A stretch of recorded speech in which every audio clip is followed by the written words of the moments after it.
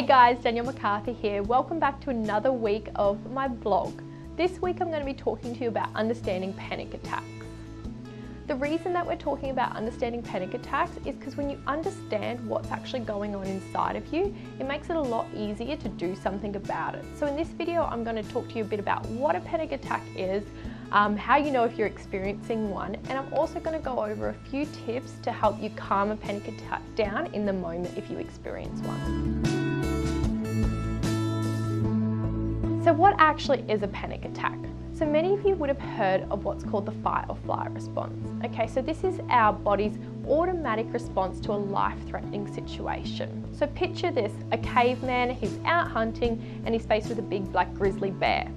His body would go into fight or flight response where he could either fight the bear off, if he's game, or he'd hightail it out of there and run away. So fight or flight, okay?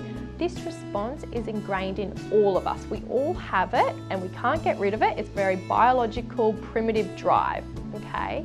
So what's happened over time though is we've become more and more susceptible of getting the same fight or flight response being triggered even when we're not necessarily faced with a life-threatening situation, okay?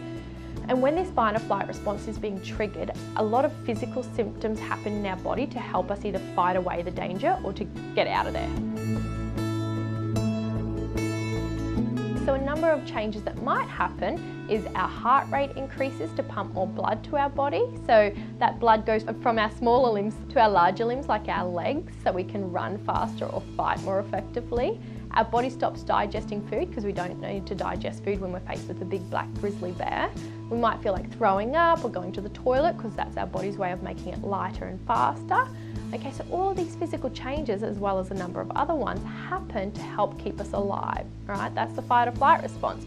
But now, if it's being triggered unnecessarily, we're getting these same symptoms happening even when we're not faced with a life-threatening situation. So we can see people experiencing a panic attack when they're out doing the grocery shopping or when they're about to give a presentation or just randomly, sometimes they seem like they come out of nowhere.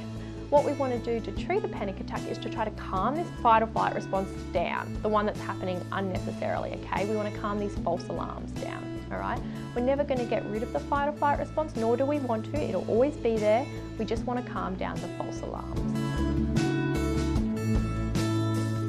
So what would psychological intervention involve? Okay, so I would always start with helping a person understand a panic attack and what's actually happening to them, okay, and individualize that to their individual situation. Then I would go into a couple of strategies such as breathing. So what happens when we experience a panic attack is our breathing tends to become very short and shallow up in our chest.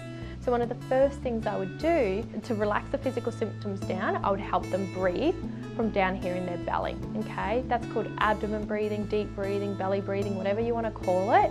It's basically shifting our breath from up here in our chest to down here in our belly, okay? And I would make sure that the person was really, really well versed in that because it's so effective for helping to calm down a lot of those physical symptoms of a panic attack.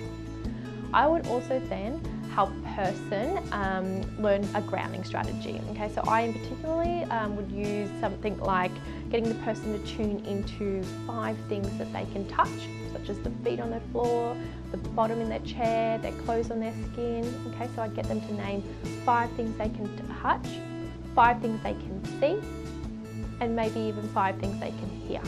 Okay. So by grounding ourselves, by using our senses, that's going to help ground you back in the present moment and help you get away from all the thoughts that are likely going up in your head, okay? So they're the first few things that I would do with a person experiencing a panic attack. Help them understand actually what a panic attack is and why they might be experiencing them. Make sure they're really well versed in breathing down in their belly, and then teach them a grounding strategy. And that would all be done in the first couple of sessions. So I hope you found those tips useful and I hope you learn a little bit more about what a panic attack is. Stay tuned, make sure you subscribe to the channel for future videos and I'll see you all next week. Bye for now.